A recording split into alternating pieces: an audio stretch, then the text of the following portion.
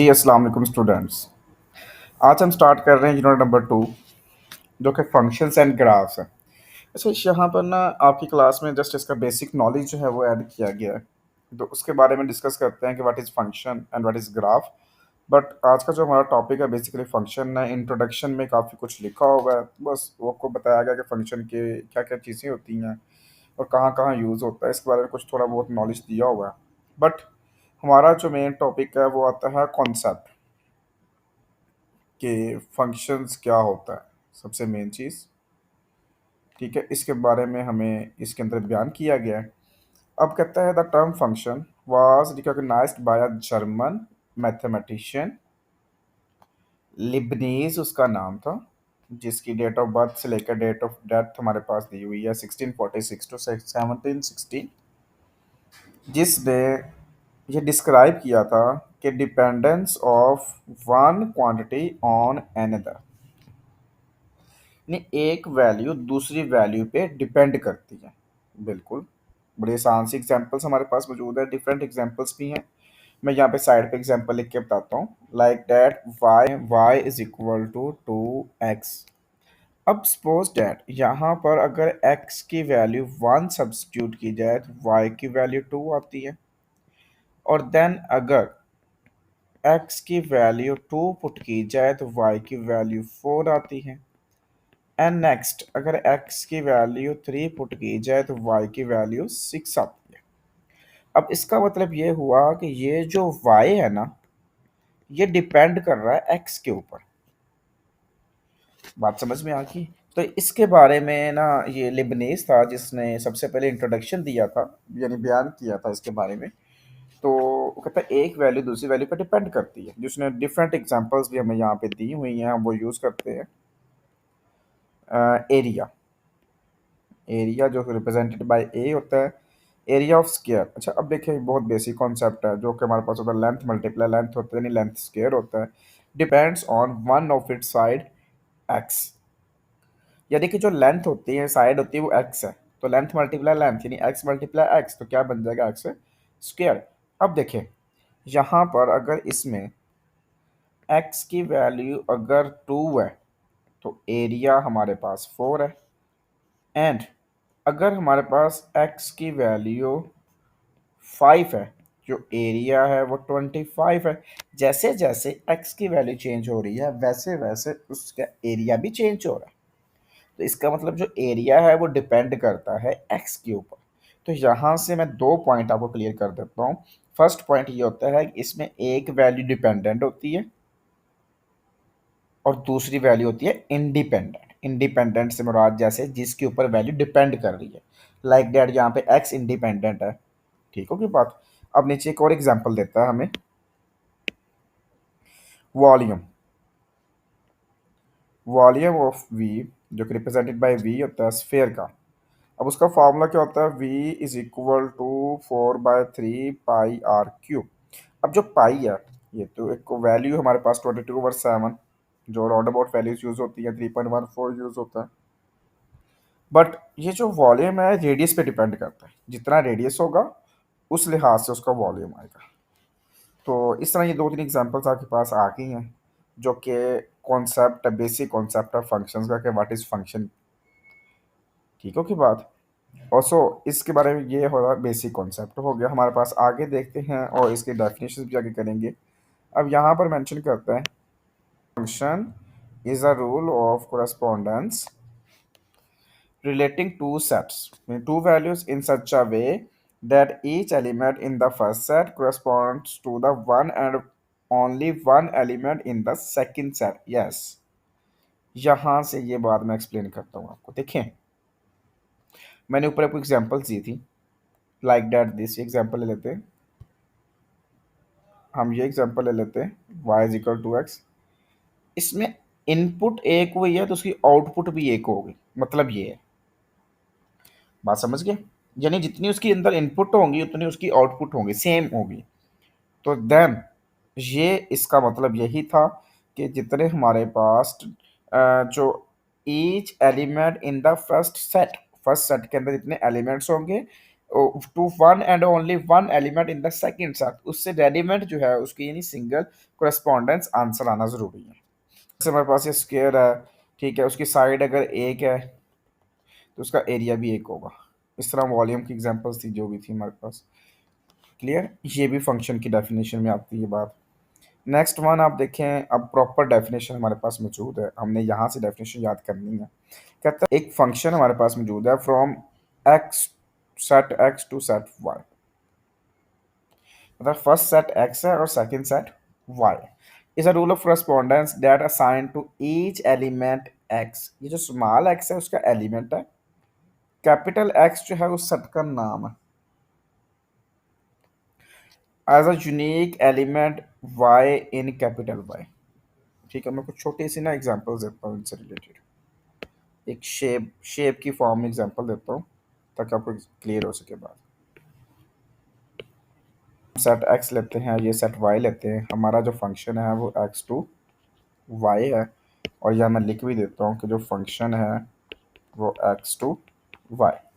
अब इसके अंदर जो एलिमेंट है लाइक डैट, इसमें वन है, इसमें टू है, इसमें थ्री है और इसमें फोर है। जब मैं इसमें देखता हूँ सपोज डैट, तो वन में वन, फोर, नाइन, 16। ठीक है, ओके बात। अब यहाँ मैं फंक्शंस लिख रहा था, फंक्शन क्या है, y is equal to x square. अब देखें जैसे ही मैं इसमें x की वैल्यू वन लगाता हूँ तो y की वैल्यू भी वन आती है, x की वैल्यू टू लगाता हूँ तो y की वैल्यू भी टू आती है, x की वैल्यू थ्री लगाता हूँ y की वैल्यू नाइन आती है, टू लगाने से फोर आती है, सॉरी, ठीक है, और फोर लगाता हूँ तो 16 आती है। क्या ये पॉसिबल है हमारे पास ऐसा कि यहाँ पर मैं अगर x की वैल्यू टू लगाऊं तो y की वैल्यू फोर भी आ जाए और नाइन भी आ जाए? सो ऐसा पॉसिबल नहीं है। तो ये सारी बात थी उसकी, जो बयान कर रहा था कि जो पहले सेट के एलिमेंट्स हैं वो यूनिक इमेज, यूनिक का मतलब होता है वन टाइम, जो कि दोबारा रेपिटेशन उसमें मौजूद ना हो या एक से ज़्यादा ना हो, वन टाइम होना चाहिए। ठीक होगी बात यहाँ तक? मेरा ख्याल है अब आपको डेफिनेशन सारी क्लियर हो चुकी होगी। नेक्स्ट उसमें लिखा हुआ है the set x is called the domain of function. ये आपने प्रीवियस क्लास में पढ़ा हुआ है कि जो डोमेन होती है, डोमेन क्या होती है? देखें, अगर मैं इसको ऑर्डर पेयर की फॉर्म में एक्सप्लेन करूं, फर्स्ट ऑर्डर पेयर बनता है वन कोमा वन, फिर two comma four, three comma nine and four comma 16। ये बनता है ना ऑर्डर पेयर इनके। तो इसमें देखें, डोमेन डोमेन कहते थे कि जो हमारे पास कार्टेशियन प्रोडक्ट बनता है ना, क्या बनता था? Cartesian product. ये कार्टेशियन प्रोडक्ट होता है बेसिकली। उसमें फर्स्ट एलिमेंट जैसे वन है, टू है, थ्री है, फोर है, वन टू थ्री फोर। तो अगर आप इसमें नोट करें तो ये फर्स्ट सेट बन गया। तो वही लिखता है the set x is called the domain of the function and y set is called the range of the function. ये बात भी सच है। The set of corresponding elements y in y is called the range। यानी कि जो दूसरे set के एलिमेंट्स होंगे वो सारी की सारी क्या होंगी? इसकी रेंज होंगी। मैं वो भी यहाँ मेंशन कर देता हूँ आपको। रेंज की बात की जाए तो हमारे पास है one, four, nine and 16।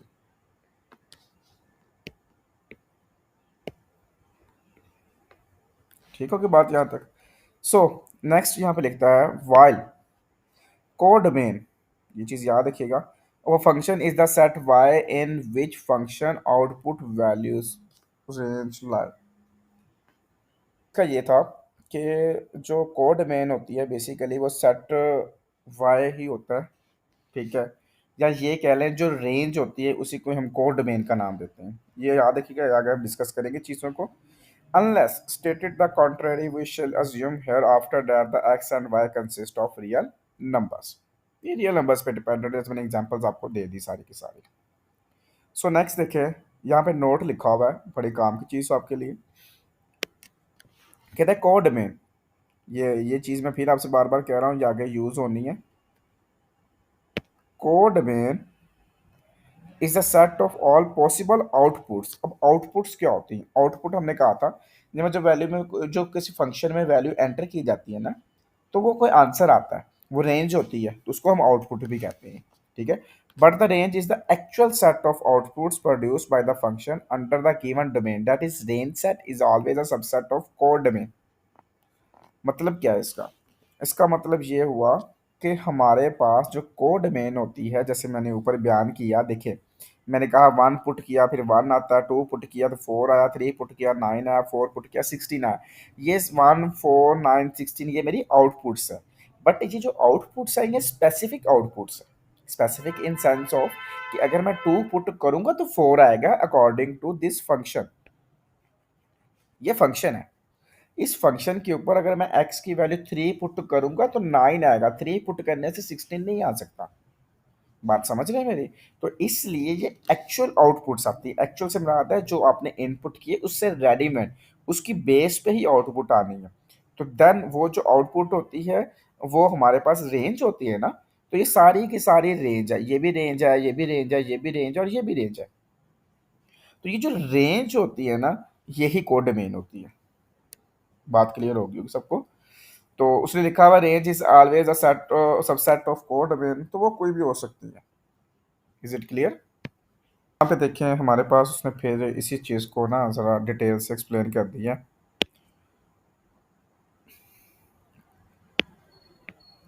First of all उसने वही बात की एग्जांपल के थ्रू कि if a variable y depends on a variable x in such a way that each value of x determines exactly one value of y, x की एक value input करे, y की भी एक वैल्यू आ जाए, it's mean y is a function of x। And Swiss mathematician Euler, जिसने एक सिंबल इन्वेंट किया लाइक दैट दिस, जिसको हम रीड करते हैं y is a function of x और y is equal to f of x, इसने symbolical way, ठीक है, इसको रीड भी करते हैं y is equal to f of x, जैसे मैंने बता दिया आपको। अब ये एक डायग्राम के थ्रू बड़ा उसने अच्छे से एक्सप्लेन कर दिया आपको कि इनपुट x है, उसके ऊपर फंक्शन लगा। फंक्शन क्या होता है? प्रोसेसर।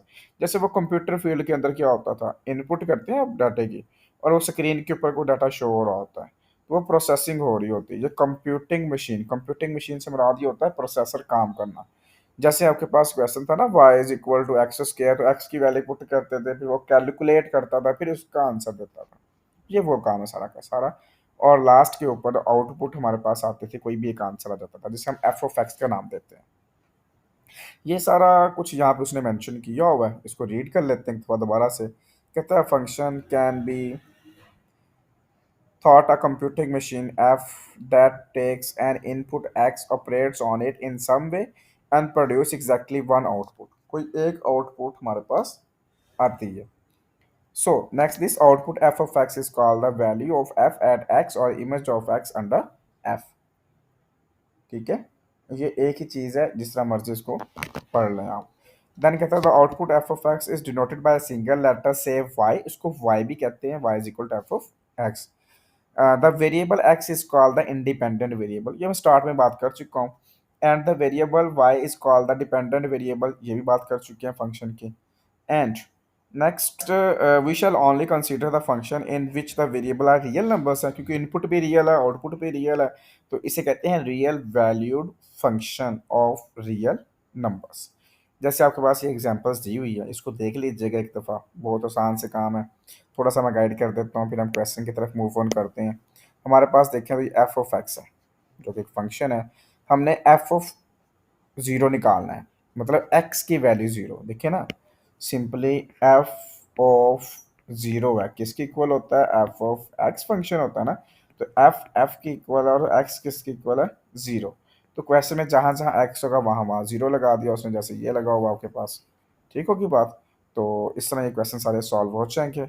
अब हम आते हैं एक्सरसाइज के ऊपर, ताकि जो हमने डिटेल से बातें की हैं या जो मैंने भी चीज़ें आपको सिखाई हैं वो उसके ऊपर अप्लाई की जा सकें और आपको अच्छे से समझ आ जाए। अच्छा, हम कर रहे हैं एक्सरसाइज 2.1 क्वेश्चन नंबर 1, जिसमें हमारे पास एक फंक्शन गिवन है। बेसिकली इसमें ना दो पार्ट्स गिवन थे, कभी मैंने सिर्फ इसका फर्स्ट पार्ट लिखा है, तो सेकंड पार्ट जब मैं सॉल्व करूँगा तब वो राइट कर देता हूँ आपको। तो हमारे पास जो फर्स्ट पार्ट ए है उसमें एफ ऑफ एक्स गिवन है एक्स स्क्वेयर माइनस वन के, हमने जो फर्स्ट पार्ट इसमें सॉल्व करना है, हमने फाइंड करना है एफ इंटू -3। ये हमने फाइंड करना है।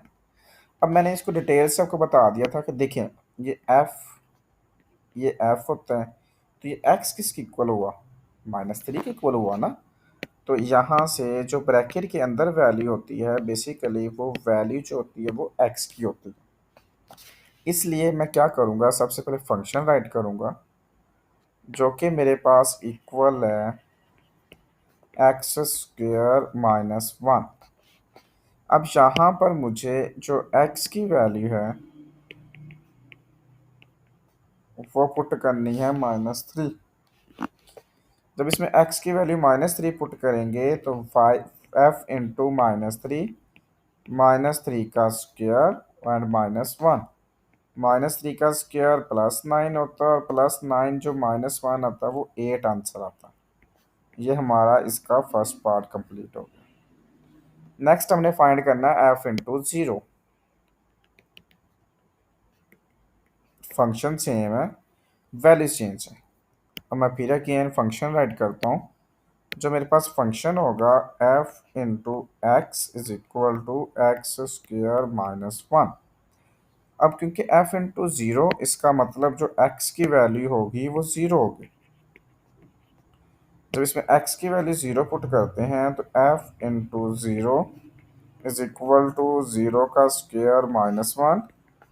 तो ये 0 -1 विच इज इक्वल टू -1। ये f इंटू 0 की वैल्यू आ गई। अब जो थर्ड पार्ट हमारे पास दिया हुआ है f into x-2। f into x-2 हमने फाइंड करना है, जबकि हमारे पास जो फंक्शन है वो है x² - 1। अब इसका मतलब जो x की वैल्यू बनेगी वो बनेगी x-2। इसमें जब वैल्यू पुट करते हैं f into x-2 is equal to x-2 का स्क्वायर x की जगह पे और साथ -1। यहाँ पे फार्मूला लगेगा हमारे पास a - b whole square which is equal to a² - 2ab plus b²। ये फार्मूला लगाते हैं यहाँ पे ब्रैकेट ओपन करने के लिए। ये आ जाएगा x² -2 इंटू एक्स इंटू 2 +2 का होल स्क्वायर साथ -1। यह आ जाएगा x² - 4x plus 4 -1। Again x² - 4x plus का 4 और माइनस का 1 प्लस का 3। ये होता है f इंटू x-2। अच्छा, इसका जो फोर्थ पार्ट है वो है f इंटू x² + 3 है ना। मैं यहाँ पे वो लिखता हूँ। फोर्थ पार्ट हमें निकालना है f इंटू x² + 3 हमने फाइंड करना है इसमें। हम फंक्शन राइट करते हैं। जो हमारा फंक्शन है वो है x² - 1। अब इसमें जो x की वैल्यू लगेगी वो लगेगी x² + 3। तो ये आ गया f into x² + 3 is equal to x² + 3 का होल स्क्वायर और -1। इसमें फार्मूला जो है वो प्लस का लगेगा क्योंकि पावर पॉजिटिव है, यानी कि x² + 3 होल स्क्वायर है तो प्लस का फार्मूला लगेगा। तो मैं इसी फार्मूले को थोड़ा सा चेंज कर देता हूँ। आपको पता है यहाँ प्लस आएगा और यहाँ प्लस आएगा बस। तो मैं फार्मूला ओपन करता हूँ जो कि f into x² + 3 equal to a² + 2 into a into b and plus b का होल स्क्वायर। नेक्स्ट देखें तो ये 4 बन गया, 3 × 2 = 6x² + 9 -1 x4 + 6x² + 8। यही आपका आंसर आ गया इसका। ये तो हमारे पास इसका बी फंक्शन दिया हुआ, यानी फंक्शन चेंज कर दिया है हमारे पास। f of x is equal to square root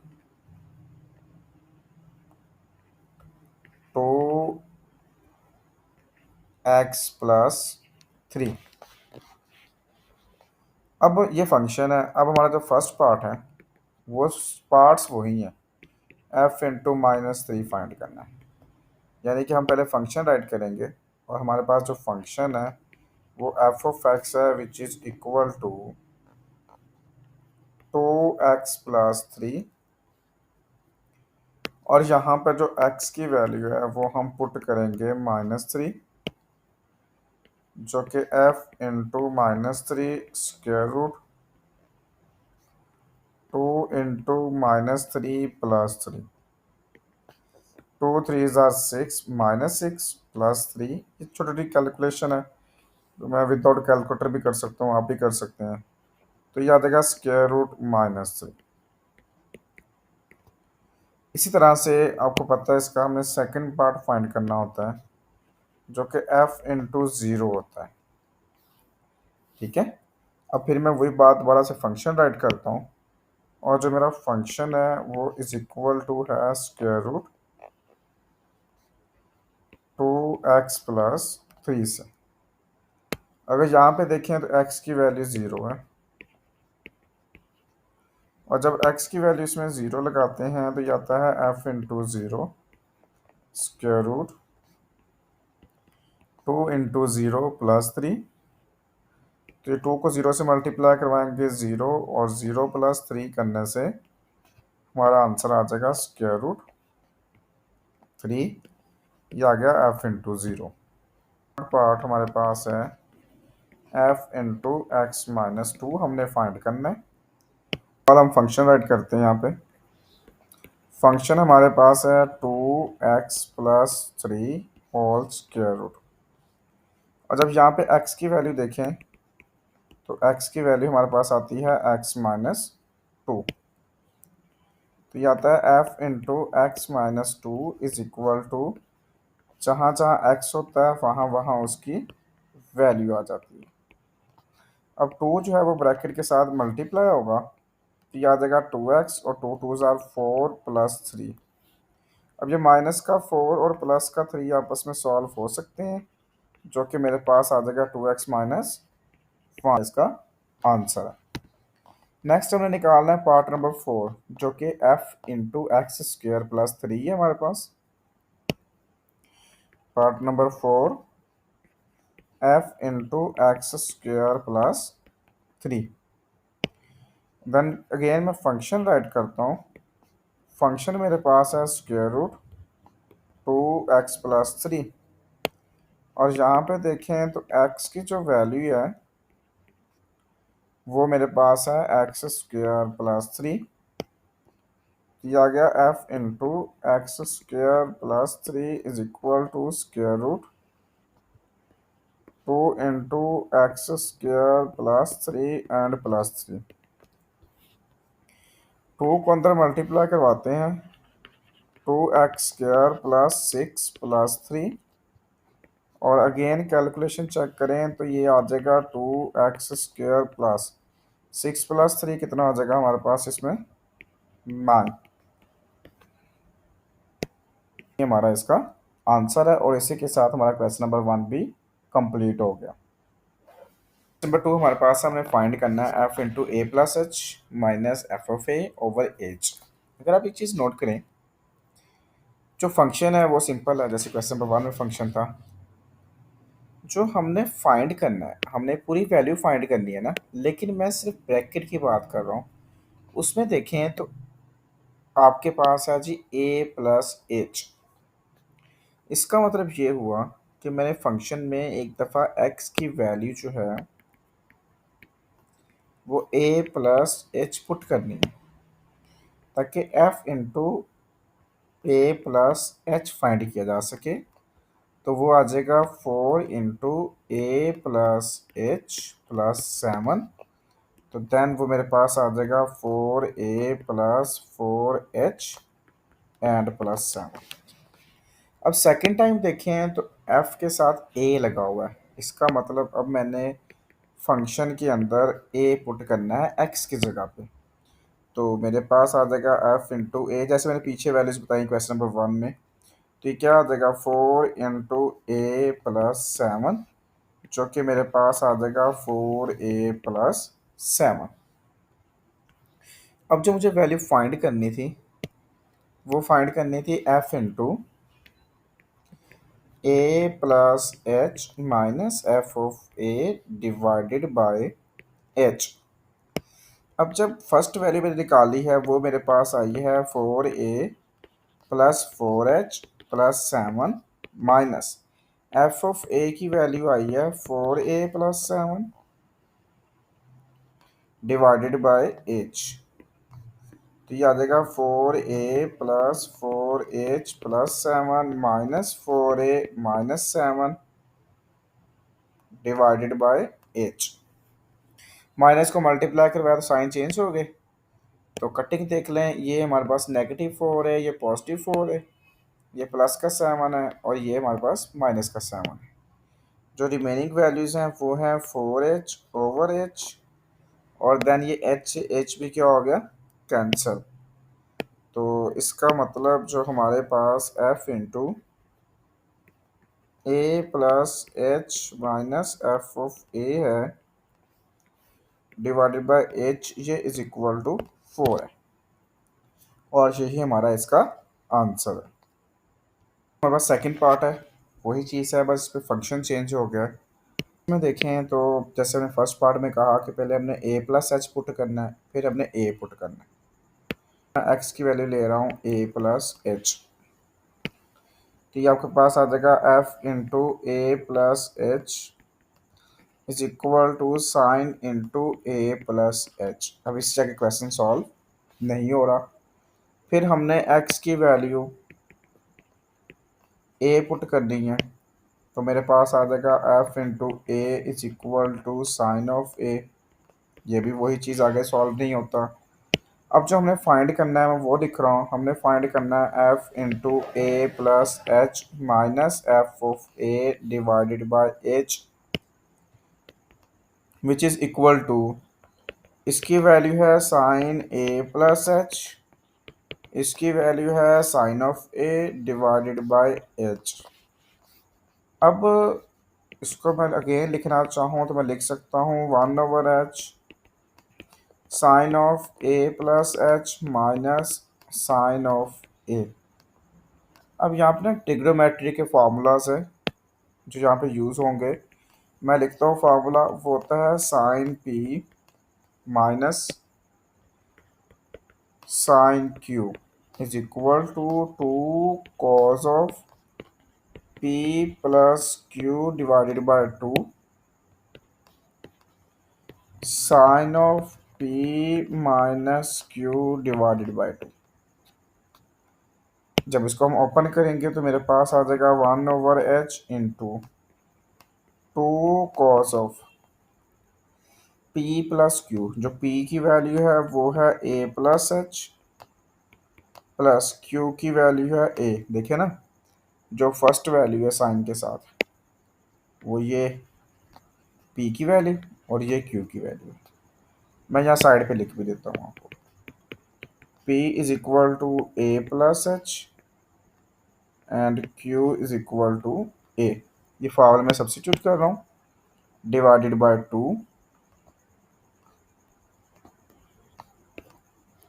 and sine of P की वैल्यू क्या है A + H माइनस Q की वैल्यू डिवाइडेड बाय 2 और देन ब्रैकेट क्लोज। इससे ये हुआ कि ये नेगेटिव ए और पॉजिटिव ए जो है वापस में कैंसिल हो गए।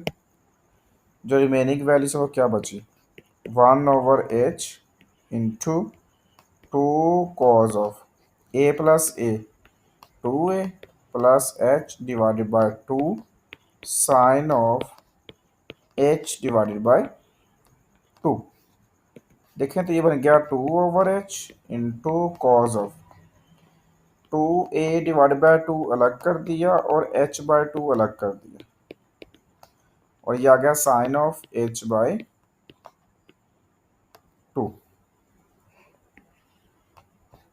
ठीक है कि बात।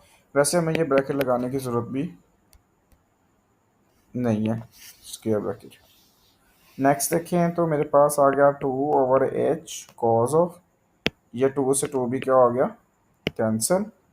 तो ये आपके पास आ जाएगा a+h/2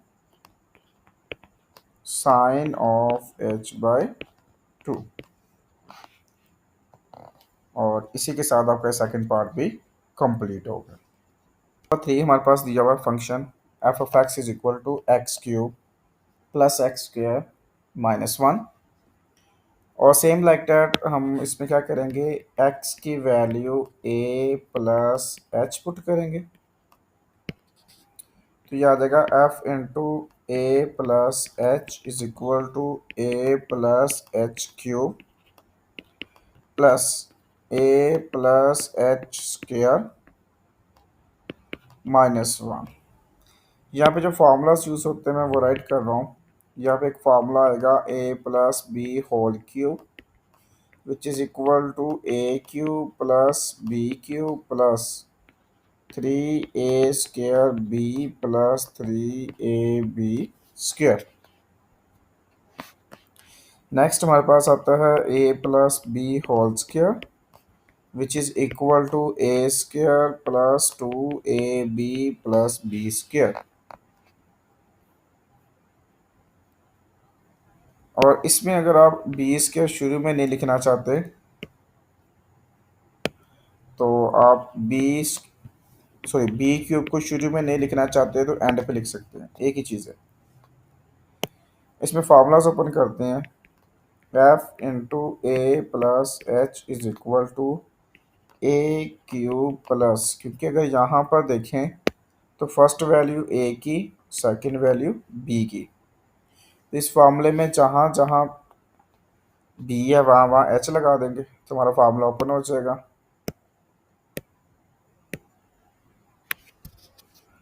तो यहाँ पे देखें तो ये आ गया a³ plus 3a² plus 3ah² plus b³ plus फिर a+h का होल स्क्वायर ओपन करते हैं तो a² plus 2ah plus h² -1।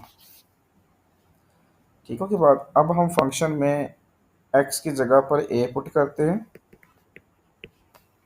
और ये हमारा फंक्शन है, ये चीज़ माइंड में रखिएगा, ये हमारा फंक्शन है, इसमें वैल्यू पुट करनी है। अब हमने x की जगह पर a, तो यह आ जाएगा f(a) is equal to a³ plus a² -1। अब जो हमने फाइंड करना है वो हमारा क्वेश्चन है, वो हम लिखते हैं। वो हमारा है f(a+h) minus f(a) divided by h। f(a+h) की वैल्यू वो है हमारे पास a³ plus 3a² h plus 3ah² plus h³। Sorry यहाँ पे भी h³ आना था। नेक्स्ट आ गया जी plus a² plus 2ah plus h² -1 minus f(a) की वैल्यू वो हमारे पास है जी a³ plus a² -1 divided by, इसके बाद लिख लेते ब्रैकेट ओपन करते हैं, वो आता है a³ plus 3a² h plus 3ah² plus h³ plus a² plus 2ah plus h² -1। जब माइनस मल्टीप्लाई होगा तो इन तीनों के साइन क्या हो जाएंगे, चेंज हो जाएंगे। जो पॉजिटिव होगा वो नेगेटिव बन जाएगा और जो नेगेटिव होगा वो क्या हो जाएगा, पॉजिटिव डिवाइडेड बाय h। यहाँ पर देखें a² negative a² positive, sorry a³ same line a² और ये +1 -1 कैंसिल। तो ऊपर देखें जो भी वैल्यू सब में h कॉमन ले रहा हूँ तो ये आ जाएगा 3a², फिर 3ah। यहाँ पर देखते जाएं, ये इसमें से 3a² बच गया, इसमें 3a और h बच गया, इसमें h² बच जाएगा प्लस h²। प्लस 2a आ जाएगा, क्योंकि यहाँ तो इसमें से 2a कॉमन ले लिया, h बच गया हमारे पास।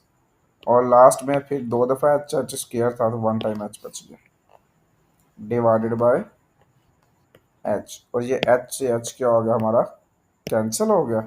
और जो लास्ट में बच गया वो हमारा आंसर आ गया, और वो क्या है, 3a² plus 3ah plus h square plus 2a plus h। ये हमारा पार्ट कंप्लीट हो गया। पार्ट नंबर 4 हमारे पास है, जिसमें फंक्शन दिया हुआ tan x। अब आप देखें, जो first of all function tan x है ना, की जगह पे हम लिख सकते हैं sin x over cos x। और आपको पता है फर्स्ट ऑफ ऑल हमने x की जगह पे पुट करना होता है a प्लस एच। तो मेरे पास आ जाएगा f into a plus h is equal to sine of a plus h divided by cos of a plus h. और देन जब हमने x की जगह पर पुट करना है a, तो हमारे पास आ जाएगा f into a is equal to sine of a divided by cos of a। अब जो हमने फाइंड करना था वो हमारे पास है f into a plus h minus f of a divided by h is equal to, ये आ जाएगा sine a plus h divided by cos a plus h minus sine a divided by cos of a whole divided by h। इसको मैं लिख लेता हूँ 1/h into, ऊपर LCM ले लें। जब एलसीएम लेंगे तो याद आएगा cos of a plus h और कॉस ऑफ a, तो ये मल्टीप्लाई हो जाएगा साइन a प्लस एच से मल्टीप्लाई होगा cos of a minus cos of a plus H से मल्टीप्लाई होगा साइन ऑफ a और देन ब्रैकेट क्लोज।